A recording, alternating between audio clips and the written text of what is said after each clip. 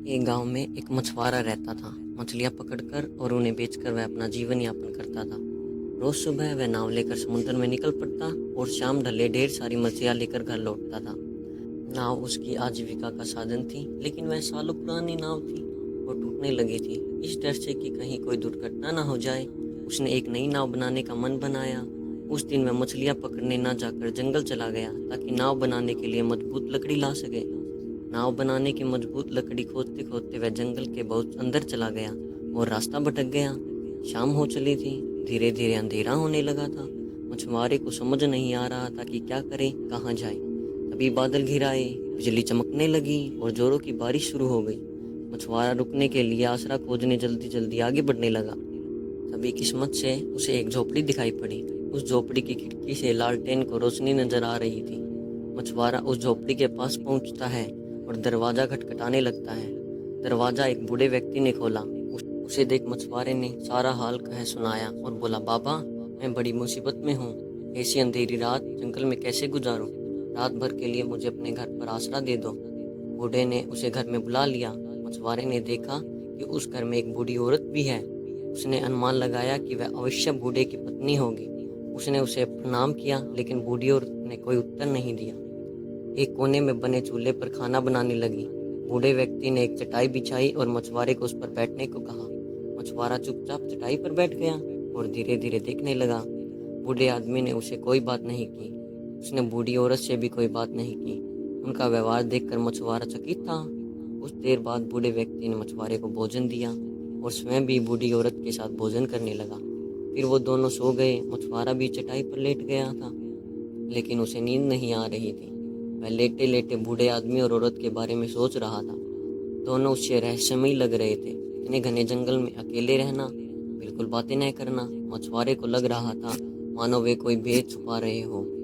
वह यह सब सोच ही रहा था कि एक आहट सुनाई पड़ी। उसने आंखें घुमाकर देखा तो हैरान रह गया। बूढ़ा आदमी धीरे धीरे एक संदूक के पास गया और उसे एक टोपी निकाल ली। फिर वह पहनकर बोला, गिली गिली छू, उड़ जा तू। इतना कहते ही बूढ़ा आदमी गायब हो गया। थोड़ी देर बाद बूढ़ी औरत उठी और संदूक के पास जाकर उसे एक टोपी निकाल ली। फिर उसे पहनकर वह भी बोली, गिली गिली छू, उड़ जा तू, और गायब हो गई। यह देख मछुआरा हक्का बक्का रह गया। अब वह झोपड़ी में अकेला था। उसने सोचा कि देखता हूँ कि उस संदूक में आखिर क्या है। वह संदूक के पास गया और उसे खोल दिया। उसने देखा अंदर एक टोपी पड़ी हुई है। उसने वह टोपी निकाली और पहन ली। फिर बोला, गिली गिली छू, उड़ जा तू। इतना कहते ही उसकी आंखों के सामने अंधेरा छा गया। उसे महसूस हुआ कि वह उड़ रहा है। कुछ देर बाद जब अंधेरा छटा तो उसने खुद को एक महल की रसोई में पाया। बूढ़ा आदमी और औरत भी वहाँ थे, एक कोने में बैठकर खाना खा रहे थे। मछुआरे को वहाँ देख वह आश्चर्यचकित रह गई, लेकिन बोले कुछ नहीं। जल्दी जल्दी खाना खत्म किया और महल की रसोई में रखे सोने चांदी के बर्तन अपनी झोले में डाल लिए और टोपी पहनकर बोले, गिली गिली छू, उड़ जा तू, और गायब हो गए। मछुआरा अपने स्थान पर खड़े खड़े रसोई का मुआयना करने लगा। स्वादिष्ट खाने की खुशबू जब उस तक पहुंची तो उसे भूख लगाई। उसने सोचा कि मैं भी खाना खा लेता हूं, और वह खाना खाने लगा। खाना खाने के बाद उसे नींद आने लगी। दिन भर जंगल में भटकने के कारण वह बहुत थका हुआ था। उसने सोचा कि अभी उजाला होने में समय है, एक झपकी मार लेता हूँ। लेटते ही उसे गहरी नींद आ गई और वह सुबह होने तक सोता रहा। सुबह जब राजमहल का रसोइया रसोई में आया तो एक आदमी को वहाँ सोते देख चौंक गया। सैनिकों ने मछुआरे को जगाया और उसे रस्सी से बांध दिया। उसे राजा के सामने प्रस्तुत किया गया। सैनिक राजा से बोले, महाराज, आज हमने उस चोर को पकड़ लिया जो रोज महल की रसोई से सोने चांदी के बर्तनों की चोरी करता था।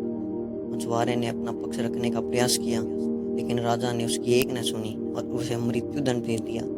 उसने सैनिकों को आदेश दिया कि इस चोर को खंभे से बांधकर जिंदा जला दो। राजा के आदेश का पालन करते हुए सैनिकों ने मछुआरे को लेकर नगर के चौराहे में पहुंचाया। वहाँ चबूतरे पर लकड़ी का एक बड़ा सा लट्टा लगा हुआ था। मछुआरे को उससे बांध दिया गया।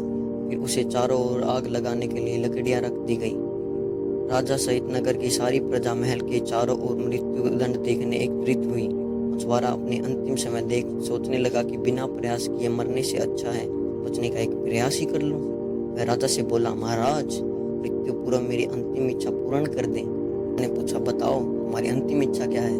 मछुआरा बोला, महाराज, मैं अपनी टोपी पहनकर मरना चाहता हूँ। राजा ने सैनिकों को आदेश दिया कि मछुआरे को टोपी उसके सिर पर पहना दी जाए। सैनिकों ने वैसा ही किया टोपी सिर पर आते ही मछुआरा बोला, गिली गिली छू, उड़ जा तू, और गायब हो गया। वहाँ जमा सभी लोग डर के भाग खड़े हुए। उन्हें लगा मानो कोई भूत था। इधर मछुआरा उड़ा चला जा रहा था। वह अब भी लकड़ी के उस लट्टे से बंधा हुआ था। समुद्र के पास वह जमीन पर उतरा। पास ही उसका गांव था, लेकिन इतने मोटे लट्टे से बंधे होने के कारण वह चल नहीं पा रहा था। किस्मत से एक आदमी उसे वहां से जाता हुआ दिखाई पड़ा। उसने आवाज देकर उसे बुलाया और रस्सी खोलने को कहा। इस पर मछुआरे ने उसे एक झूठी कहानी बता दी कि जंगल में डाकुओं ने उस पर हमला कर दिया और इस लट्टे से बांध दिया। आदमी ने रस्सी खोल दी और मछुआरा आज़ाद हो गया। मछुआरे ने उस आदमी का धन्यवाद किया और वह आदमी अपने रास्ते चला गया।